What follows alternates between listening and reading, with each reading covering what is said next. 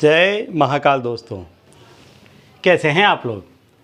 आशा करता हूं कि भले चंगे होंगे, मज़े में होंगे। दोस्तों, भारतीय तंत्र शास्त्र में कई ऐसे छोटे छोटे टोटके बताए गए हैं, कई ऐसे छोटे छोटे नुस्खे बताए गए हैं कि जिससे व्यक्ति का बड़ा बड़ा काम निकल सकता है। कई ऐसी सांकेतिक चीज़ें हैं, कई ऐसे संकेत हैं कि जिनको करने से व्यक्ति के बड़े से बड़े काम निकल सकते हैं। दिखते वो काफ़ी छोटे हैं, लेकिन उनसे बहुत बड़े काम निकल सकते हैं। ये जो शब्दों का माया जाल है, ये इतना गहन है कि इसको समझना बहुत मुश्किल है, लेकिन यदि आप इसको समझेंगे तो ये आपके जीवन को काफ़ी आसान बना देगा। मैं काफ़ी दफ़े कहता हूँ कि जब आप किसी को कोई एक ही शब्द सिर्फ भाव बदल कर कह देते हैं तो भी सामने वाले व्यक्ति पर उसका विपरीत प्रभाव पड़ता है। सिर्फ आपके शब्दों का समझ लीजिए, आप कोई ऐसी आपके अंदर विशेष यदि शक्ति नहीं है, फिर भी यदि आप किसी को कुछ शब्द कह देते हैं तो भी आप उस व्यक्ति का संतुलन हिला सकते हैं। इतनी ताकत रखते हैं, इतना सामर्थ्य रखते हैं। किसी भी व्यक्ति को आप गुस्सा दिला सकते हैं। इतनी शक्ति आपके अंदर निहित है जो आप जानते नहीं हैं। तो इसी शक्ति का प्रयोग करके और इन्हीं शब्दों का प्रयोग करके यदि व्यक्ति कोई तंत्र मंत्र टोना टोटका करता है तो उसमें भी उसको उतनी ही सफलता मिलती है। अब यदि आप किसी भी तरह के इस तरह की तकलीफ़ से पीड़ित हैं, मान लीजिए कि आपके पास में पैसा नहीं है।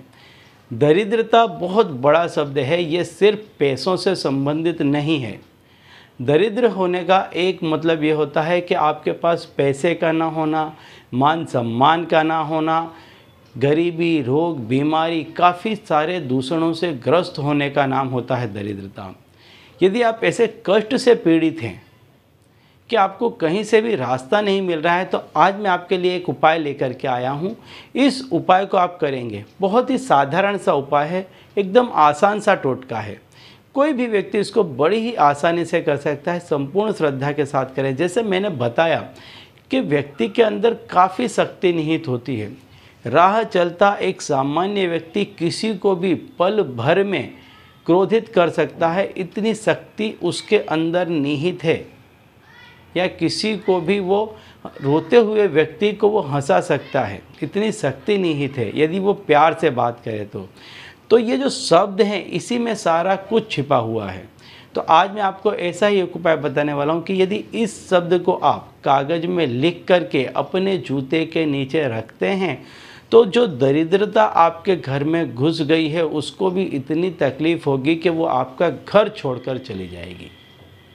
तो दोस्तों, यदि आप हमारे चैनल में नए हैं तो मैं आपको बता दूं कि हम इस चैनल के माध्यम से हमारे प्राचीनतम ग्रंथों में छुपे हुए कई ऐसे गूढ़ रहस्य हैं जिसके बारे में जानकारी प्रदान करते हैं।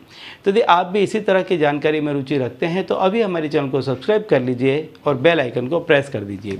इससे हमारे द्वारा बताए गए उपाय आप तक आसानी से और तेज़ी से पहुँचेंगे। ठीक है, तो चलिए दोस्तों, बताता हूँ वह उपाय कि जिसको करने से यदि आपके घर में दरिद्रता है, पैसे की कमी है, तो ये सारी ही चीज़ें चली जाएंगी। ऐसी कोई भी नेगेटिव शक्ति है तो उस नेगेटिव शक्ति को इतनी मार पड़ेगी, उसकी स्वयं की इतनी बेइज्जती होगी कि वह आपका घर छोड़ करके चली जाएगी।